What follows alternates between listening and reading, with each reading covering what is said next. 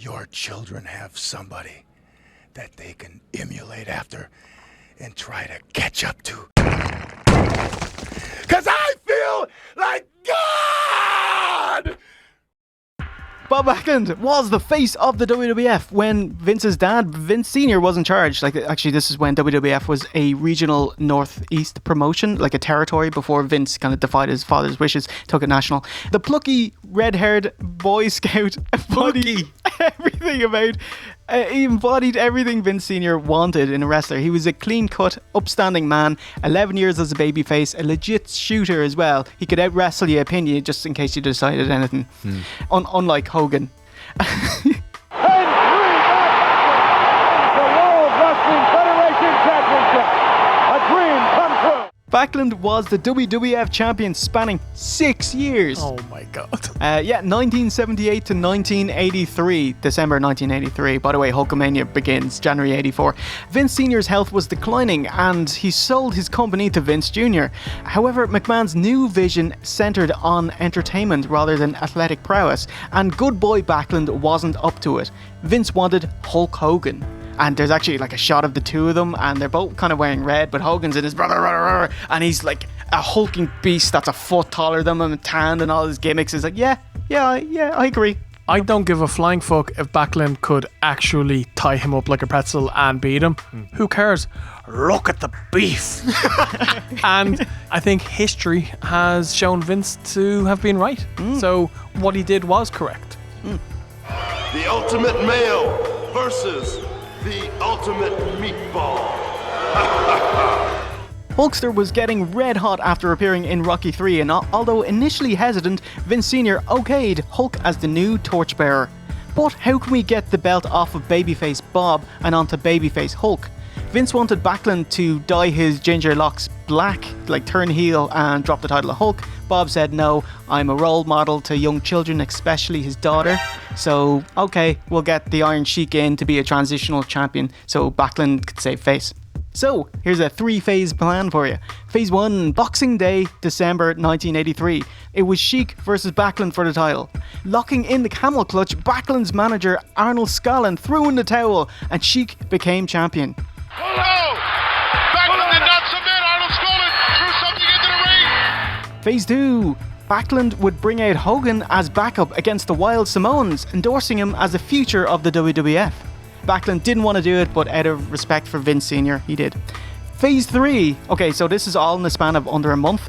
January 23, 1984, Hogan defeated the Sheik and Hulkamania was born. History made in Madison Square Garden. Hulkamania is here. Actually, 4 months later, Vince Sr. died of pancreatic cancer, age 69. So, geez, it was all kind of came to it. 3 months later, Backlund would actually leave wrestling. He's more interested in focusing on his family, doing speaking engagements, and installing sheetrock. That was he had a real job, like. Yeah, it was weird. 6 years WWF champion. Sheetrock. Yeah, sheetrock. Bedrock. But hold on, so I wonder, I mean, I would love to know the conversations that were had after he dropped the title. Yeah, bye Bob, you're clearly not fitting in with everyone else that's in the organisation. Thanks very much and goodbye. I've been your champion 6 years. Thank you very much and goodbye. I don't remember saying goodbye. So that's it after 20 years. So long, good luck. I don't recall saying good luck. All right, he's back. Bob Backlund. Backlund never got a rematch. 6-year title reign, but forgotten as was right before the Hulkamania era. The Rock and Wrestling connection, the boom. It wasn't until 9 years later, when WWF was in a major downturn, that Backlund resurfaced. July 30th, 1994, Bret Hart finally gives Backlund a shot at the WWF title in a new gen versus old gen matchup. Billy, Billy, Billy, Billy, Billy. coming up a little short. Backlund snaps and applies the crossface chicken wing, then quizzically looks at his hands in disbelief. I remember watching this on Superstars at the time. I was, what? You know, it was like, hey, yeah, it's Bob Backlund. Ah, man, he was great back in the day. But yeah, and I was like, oh, cool. What the fuck is he doing? Yeah. Brilliant stuff. This is really good stuff. I was dreading watching these segments, but after 1 or 2 episodes of Raw, I was like, okay, I was wrong. I'm glad to have been wrong. This build was fan-fucking-tastic. My goodness, they put this fucking move over. Yes. He took out Lex. Yes. Holy shit, he took out like Adam Bomb, he took out the 1-2-3 kid, he took out his former manager, Skoland, he took out some like writer guy. So they put it over big. No one was able to break out of it. Anyone who he put it in, no one came back the next week on Raw. Yeah. Fucking no one. They were gone missing because they were put in this move and it tore your shoulder and your neck apart. It was menacing. On the Go Home Raw, they had a poll where they asked the fans, which move do you think hurts more? And the chicken wing won like 79 to 21. That's amazing. It was massively put over. It was expertly done by Backlund as well. Obviously, he's a great grappler and all that, but he made it look legitimate and he did his kind of psych outs. I'm crazy. But he also looked intense. When he applied the move, he made it look real. It looked really uncomfortable and horrible. And once he got you in the leg scissors, to me as a kid at the time anyway, I said, holy shit. Yeah. Once you're locked in that, you're fucked. And I really love the build up to it as well. You're standing up and you've got a chance. Oh, he's got you on the ground. The match is over. Really well done. This is ahead of its time. Yeah, absolutely. Prior to the bout, Backlund slaps it on Brett, and Brett slaps on the sharpshooter for a few seconds, letting him know, if I want it, I got you. Leading to a poetic submission match tonight. Alluding to 83, your cornerman must throw in the towel to submit. Backlund with Owen in his corner and Brett with Bulldog in his. Sorry, Joe. I'm just really excited about it. And at the time I was, he's articulate. He might talk nonsense a bit of the time. Yeah, but he cuts some far better promo than Brett or Lex, obviously.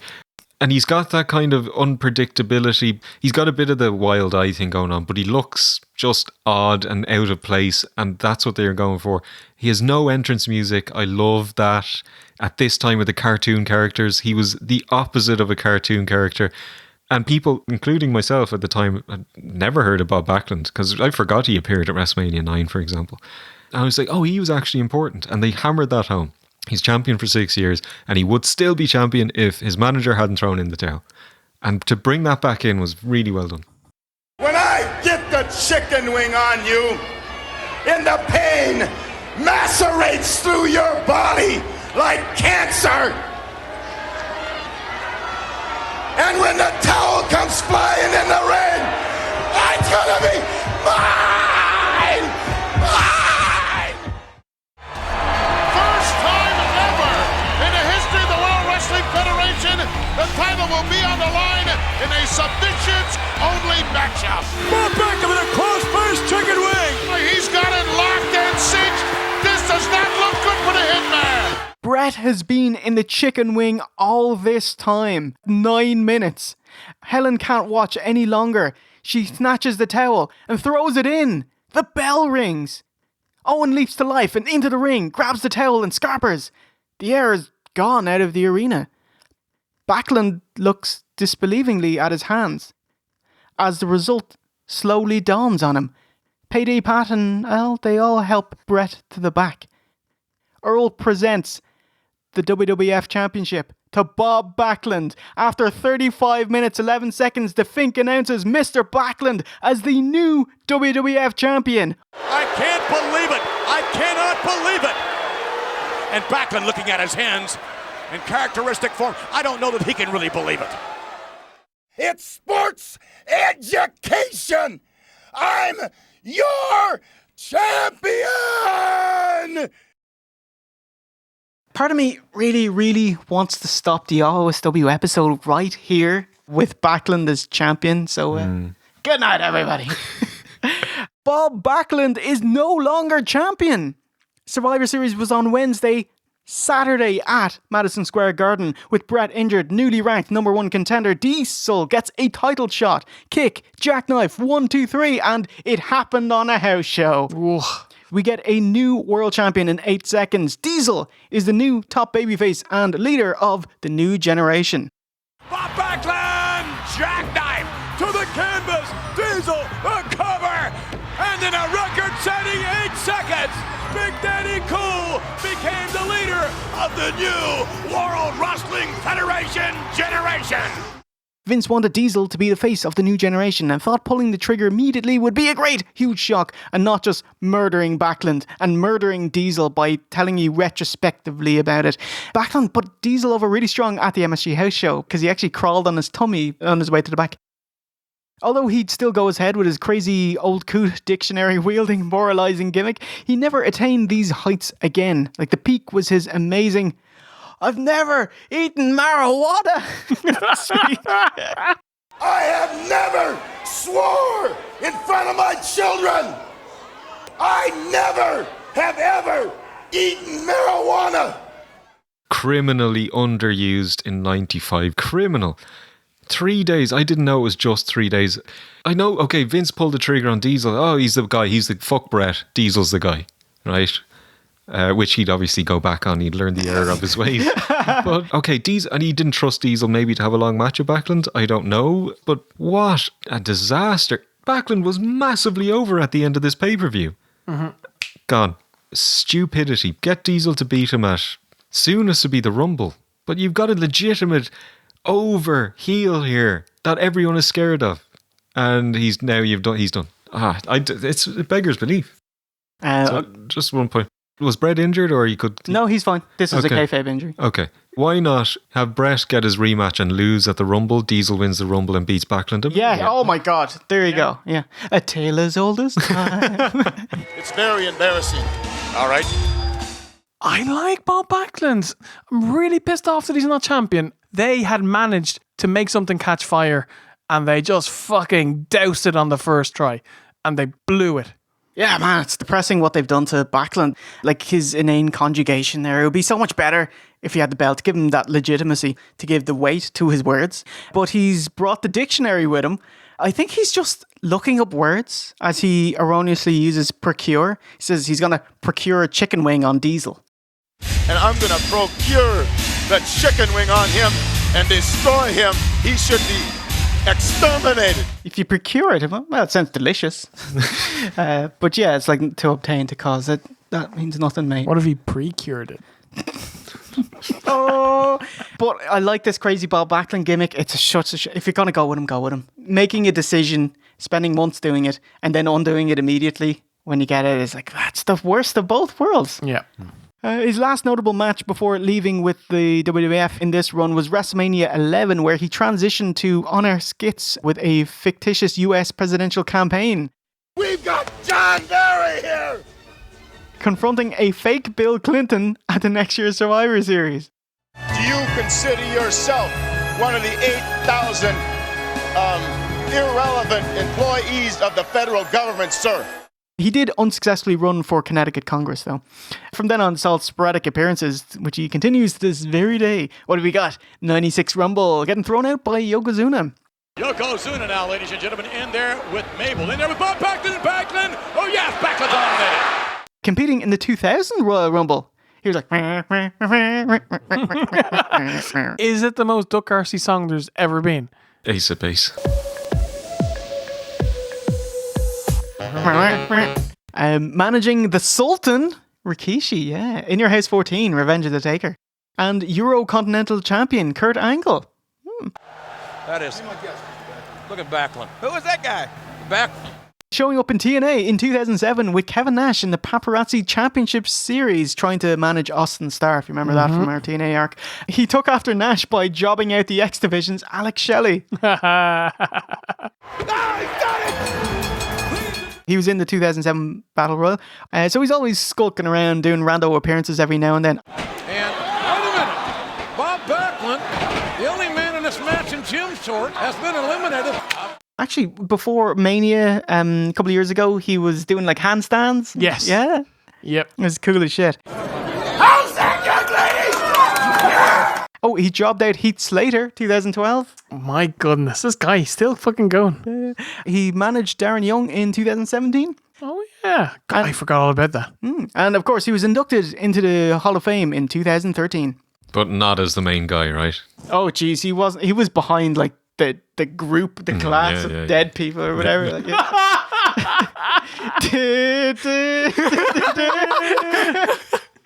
No, he got no. The only one giving him props was Maria Menounos, and she's a huge Backlund mark, so she put him over strong. For me to be here today, it's an honor because of the other people that are in here with me. Bob Backlund! Question, special exemption. I know he's been WWF champion, as we saw here. Special exemption, boy status? Backlund? Yeah. I think so. You think so? Because of how he's remembered in history. Yeah. Like, obviously being champion for 6 years, but it was a territory, so that didn't really count. Yeah. Wasn't a world title. Yeah. Actually, at that point, it wasn't a world title. Because before the national expansion, so. He technically, he was never featured on television as a champion. He never made an entrance with the belt. Oh, that's great, Steve. Yeah.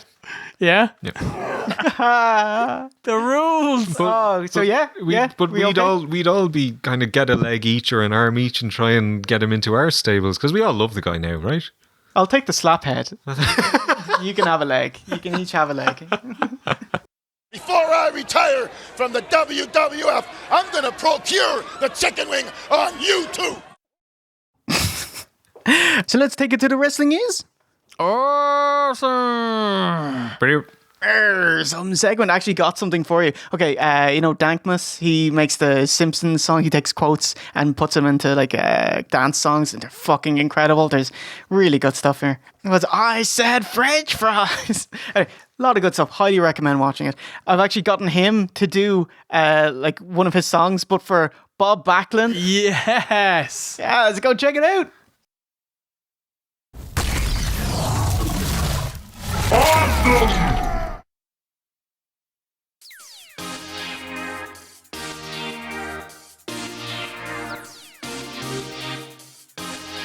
I sponsor kids tournaments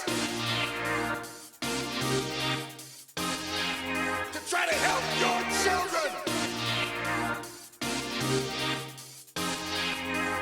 How many chemicals do you have in your cabinet at home?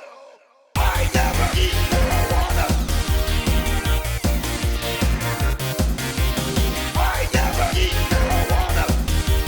You understand, ladies and gentlemen? I never eat marijuana. I never eat marijuana. And I'll take on anybody.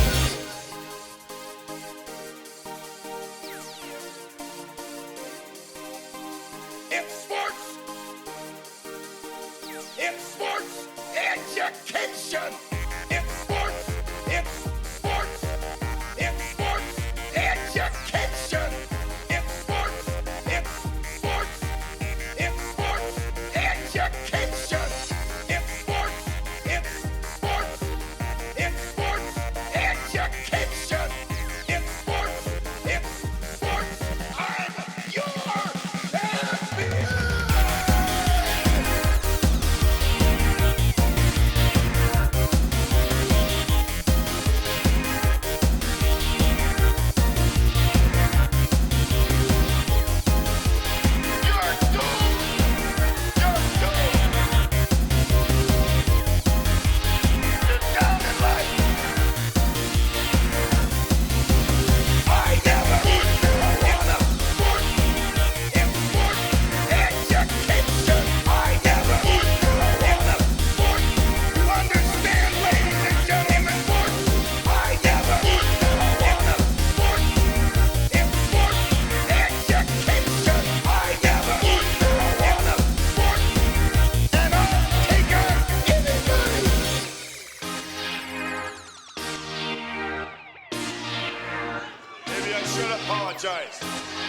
Maybe I should apologize.